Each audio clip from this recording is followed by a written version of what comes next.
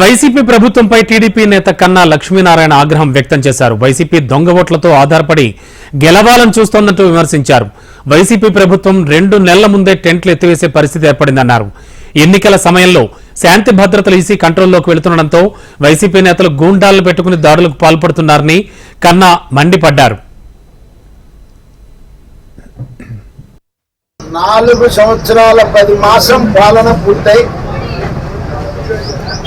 2 మాసాల్లోనే ఎన్నికలున్న సందర్భంగా 2 మాసాల ముందే టెంట్ ఎత్తేసినటువంటి పరిస్థితులు రాష్ట్రంలో కనపడతా ఉన్నాయి.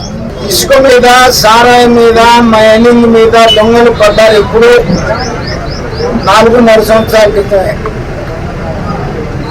కానీ 1 సంవత్సరం క్రితం నుంచి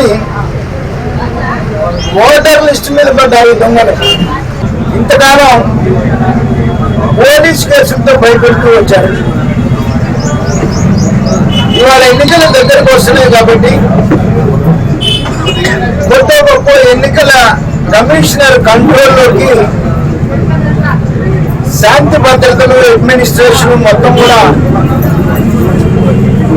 ఎన్నికల కమిషన్ దృష్టిలోకి వెళ్తున్నాయి కాబట్టి ఇక పోలీసులు మీరు ఆడమన్నట్టుగా ఆడేటువంటి పరిస్థితులు ఈ రాష్ట్రంలో లేవు కాబట్టి ఫ్రస్ట్రేషన్కి వచ్చేసి గూండాల్ని తయారు చేసుకుని వాళ్ళకి మత్తు పదార్థాలు ఇచ్చి, సారా ఇచ్చి, డబ్బు ఇచ్చి ఈ రాష్ట్రంలో దాడులకు పాల్పడుతున్నటువంటి పరిస్థితులను బట్టే వీళ్ళు ఇప్పుడే 2 నెలల ఎలక్షన్ ముందే ఓడిపోయారు అనేటువంటిది ప్రజలకు అర్థమవుతుంది.